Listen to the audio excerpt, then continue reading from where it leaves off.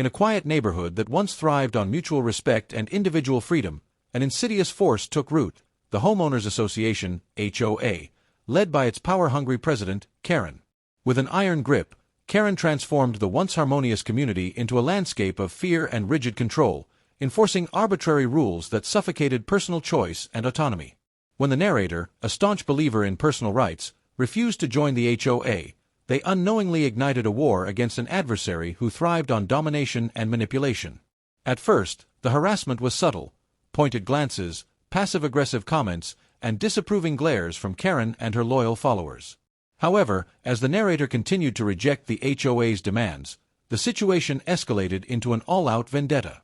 The first real salvo came in the form of a series of threatening letters, each more aggressive than the last, warning of impending legal action, steep fines, and the potential for property liens should the narrator refuse to comply with the ever-expanding list of HOA regulations. The neighborhood's atmosphere darkened as Karen's influence grew, creating an environment where dissenters were ostracized, whispers of discontent were silenced, and compliance was extracted through intimidation. It was no longer just about enforcing rules, it was about control, and Karen made it her personal mission to bend the narrator to her will. The pressure became suffocating as she orchestrated a campaign of harassment, monitoring the narrator's every move, nitpicking every minor infraction, and using her position to weaponize the HOA's authority. But the true depths of Karen's malice were revealed in an act of unforgivable cruelty, an arson attack that nearly cost the narrator everything. In the dead of night, flames engulfed their home, a calculated act of terror designed to instill fear and break their spirit. The neighborhood awoke to the sight of destruction, yet Karen feigned innocence, playing the role of a concerned leader even as whispers circulated about her involvement. What she didn't realize, however, was that she had made a fatal miscalculation. The narrator, who had so far remained a private individual, revealed their true identity as a chief judge, someone with the power and legal knowledge to dismantle the very system Karen had built. Shockwaves rippled through the community as the case was brought to court, and what began as a personal battle quickly escalated into a landmark legal showdown exposing the dangers of unchecked HOA power. The trial pulled back the curtain on Karen's reign of tyranny, revealing years of abuse, corruption, and illegal activities hidden behind the guise of community governance. Residents, once too afraid to speak out, found their voices, rallying behind the narrator as they fought not just for justice but for the restoration of their community. Karen, once the untouchable dictator of the HOA, found herself on the receiving end of the very legal system she had long believed was hers to manipulate. The court found her guilty of arson, abuse of power, and fraudulent activities, stripping her of her position and sentencing her to rebuild the home she had sought to destroy. The community, freed from her oppressive rule, began the slow process of healing, rediscovering the very sense of unity and cooperation that Karen had tried to erase. The narrator's house, once reduced to ashes, became a symbol of resilience, a testament to the power of standing up against corruption and tyranny. The case sent ripples far beyond the neighborhood, sparking conversations about the unchecked power of HOAs and the need for stronger legal protections against abuses of authority. More importantly, it served as a call to action, a reminder that injustice thrives when left unchallenged and that true power lies in the collective strength of those willing to fight for their rights. The narrator's experience became more than just a personal victory. It became an inspiration, a rallying cry for those facing similar struggles, urging them to stand firm, demand accountability, and reclaim their communities from the grip of those who would seek to rule through fear. The aftermath of Karen's downfall marked the beginning of a new era for the neighborhood, one defined not by fear and coercion but by a renewed sense of freedom and community spirit. With the HOA's abusive reign dismantled and its former president facing the consequences of her actions, the residents who had once cowered under her rule found their voices again. The trial's conclusion wasn't just about legal victory, it was a statement, a declaration that unchecked power would not go unchallenged, and that those who abused their authority would be held accountable. The neighborhood, once shrouded in tension, began to transform, as people no longer felt the need to watch their every step or live under the weight of arbitrary, oppressive rules. With Karen forced to rebuild the very home she had tried to destroy, a poetic sense of justice prevailed, serving as a stark reminder that corruption and malice would always meet their reckoning. As the narrator oversaw the reconstruction, they did so not with vengeance, but with the quiet confidence of someone who had stood against tyranny and emerged victorious.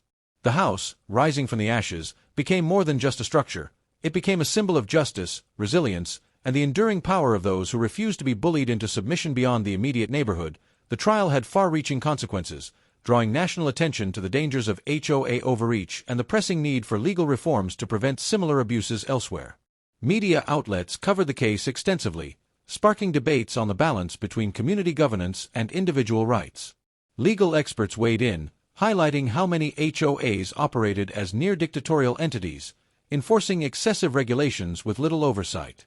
Inspired by the narrator's battle, homeowners across the country began to question the legitimacy of their own HOA rules, some even taking legal action against similar power-hungry boards.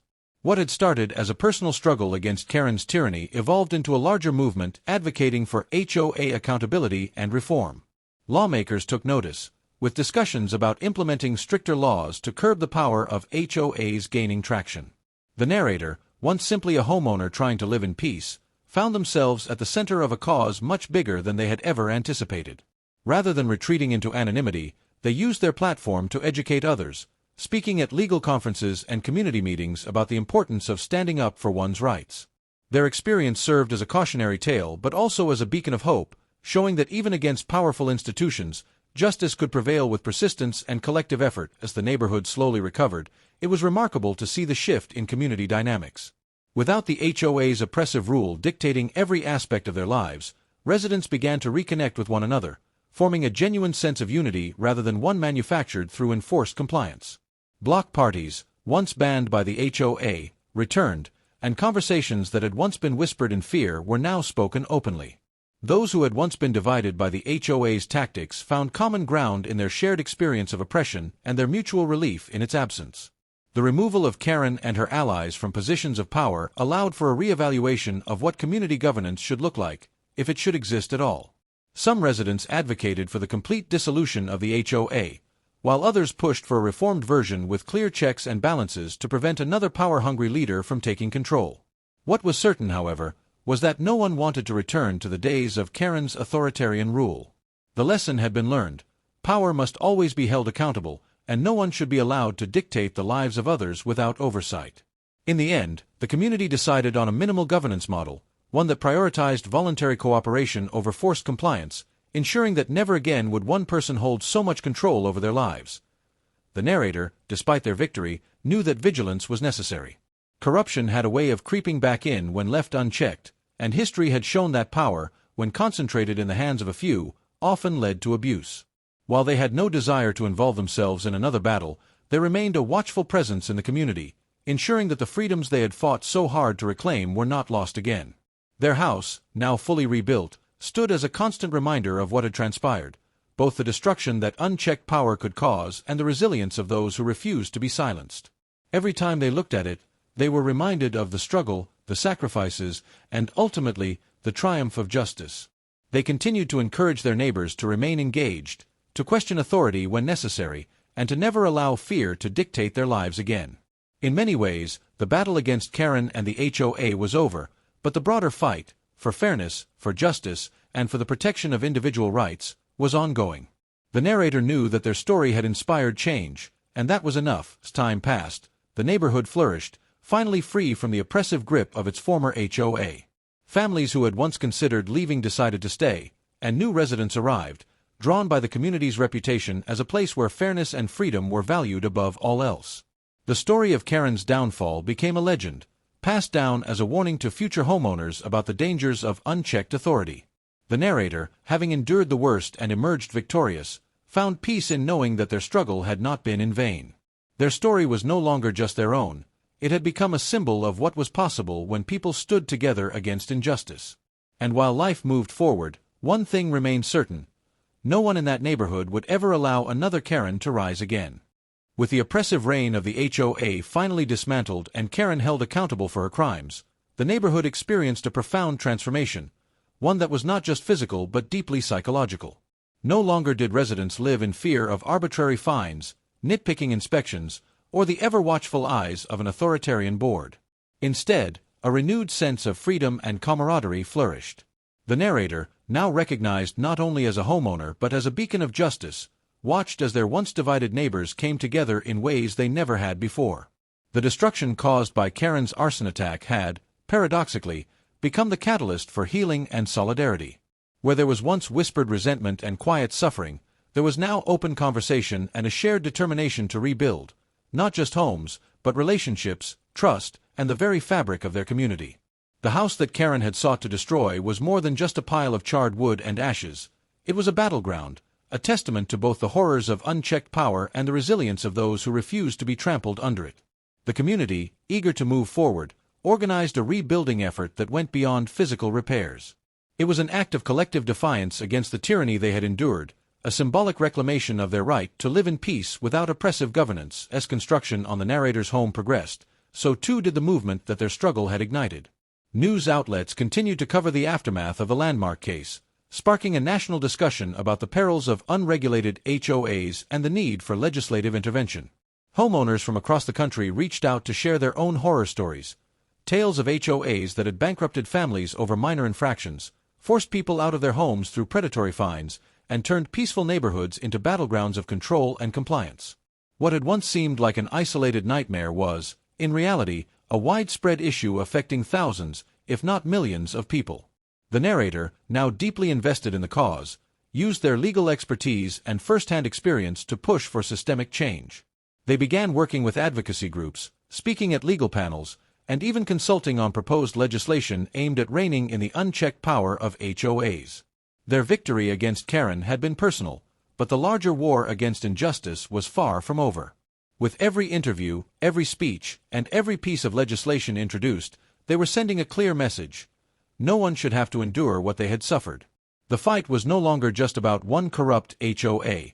It was about dismantling a system that allowed such abuse to thrive unchecked. Back in the neighborhood, a remarkable cultural shift had taken place. Without Karen's iron grip dictating every aspect of their lives, residents rediscovered the joy of genuine community living. Barbecue gatherings replaced HOA meetings. Front lawns once scrutinized under Karen's watchful eye now reflected the personalities of their owners rather than a rigid set of enforced aesthetics. Neighbors who had once been pitted against each other by the HOA's divisive tactics now looked out for one another, forming a sense of unity that no set of arbitrary rules could ever manufacture. There was no longer a fear of retaliation for minor infractions, no looming threat of fines for leaving a garbage can out a moment too long. The relief was palpable, a collective exhale after years of suffocating control. And while some still carried the scars of their experiences, memories of intimidation, unfair punishments, and a once toxic environment, there was a newfound determination among the residents to never allow such power to be concentrated in one person's hands again. The community, once ruled by fear, was now driven by mutual respect, cooperation, and the hard-earned understanding that true governance should serve the people, not oppress them.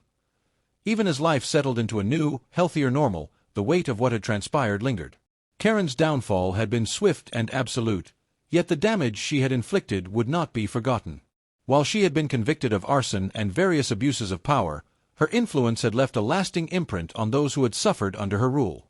But rather than dwell on the past, the narrator chose to channel that pain into something productive, an effort to ensure that no one else would have to endure the same ordeal. Their advocacy work expanded, drawing the attention of legal scholars, politicians, and activists who saw the potential for meaningful reform. The narrator's case became a precedent, a shining example of how resistance, when backed by knowledge and community support, could topple even the most entrenched systems of corruption. The story spread beyond homeowners.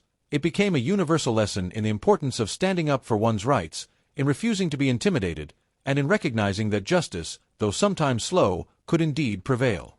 Their battle against Karen had not just changed their own life, it had ignited a movement, one that showed no signs of fading. As the narrator stood before their newly rebuilt home, watching the final touches being completed, they felt something deeper than just relief. It was triumph, but also responsibility. Their house was no longer just a personal space.